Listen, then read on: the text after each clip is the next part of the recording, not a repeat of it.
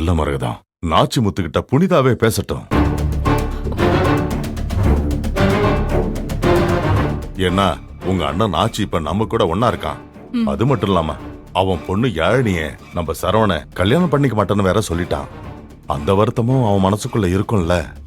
நீ போய் கோவத்துல ஏதாவது ஒரு வார்த்தை சொல்லிட்டா இந்த வீட்டுல நம்ம இருக்கிறதுனாலதான் எல்லாரும் நம்மள இப்படி பண்றாங்களேன்னு யோசிப்பான்.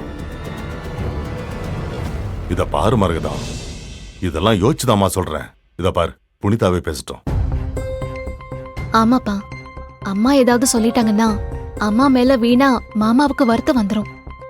நானே பேசுறேன். இத கண்டுக்காம விட்டுறக்கூடாது. நமக்கும் தெரியணும், மாமாவுக்கும் தெரியணும்.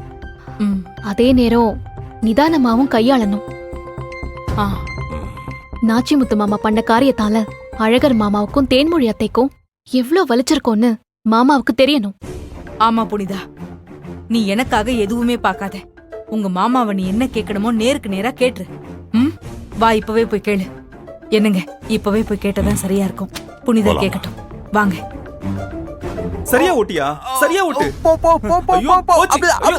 ஏய் டேய் டேய் இரு. வல்லவராயா, மாமா அத்தை, உங்க அப்பா அம்மாவை போய் கூட்டிட்டு வா, பேசணும். பேசணுமா? என்ன விஷயம்? எதுக்கு கேக்குறேன்னா, உள்ள எங்க அப்பா கேட்டா சொல்ல வசதியா இருக்குல்ல, அதுக்கு தான் கேக்குறேன். மாமா போய் நாச்சி வர சொல்லு. புனிதா, சொல்லிட்டியா புனிதா? எல்லாத்தையும் சொல்லிட்டியா?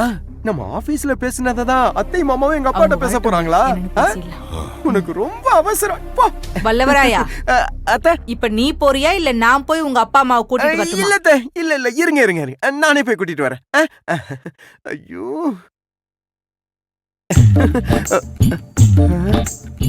நம்ம நினைச்சதை விட புனிதா ரொம்ப ஃபாஸ்டா இருக்காளே.